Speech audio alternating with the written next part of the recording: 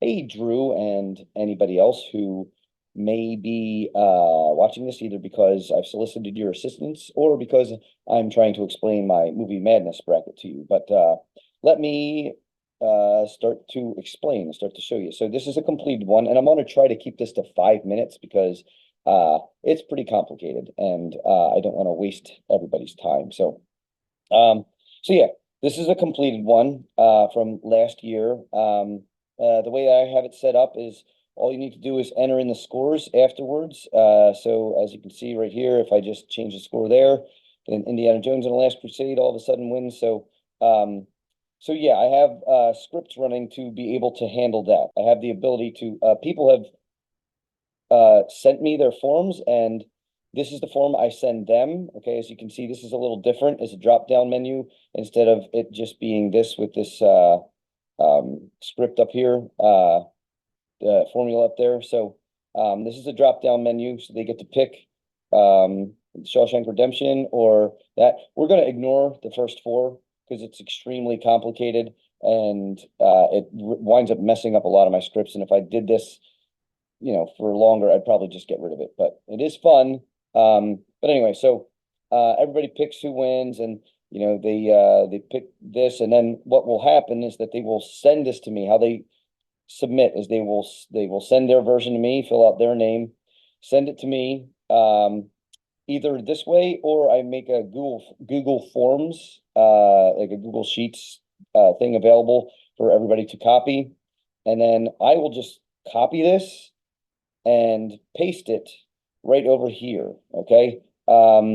Now, yeah, like once I paste this here, it feeds into this one, which is very slightly differently, not that you need to know, but sometimes they send me forms in there, they look like this. So basically I just have it populate into this form just to clean it up a little bit.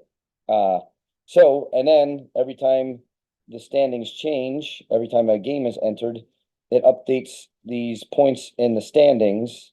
But what it does not do, and what I'm looking forward to it doing, is being able to update each spreadsheet. So, for example, if Knives Out wins here, we could have this, look like this. And then if Shawshank Redemption wins, obviously we can make it look bold, etc. So these are the kind of changes I would love to make. Plus, basically, because what I have to do now, this is updating on a spreadsheet that I have on my computer.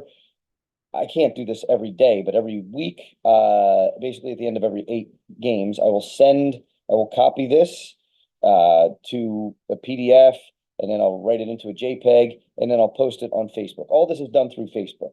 By the way, you asked me how I get my scores. If I send out like what do you like better, Shawshank Redemption or Stand By Me?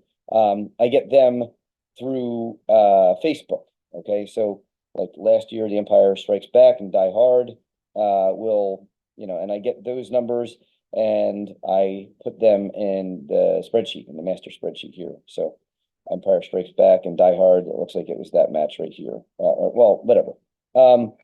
So anyway, that's how I get it. So I would love to be able to have these standings online for people to look at. And maybe the answer is to just have this be a Google Doc online that I have protected and only I can edit. So everybody can go in and look at this. They don't need to necessarily have access to, the behind the scenes stuff. This is how I get all the scores and, other things. But yeah, maybe I could do that. And then, but I would love to be able to take submissions via a website.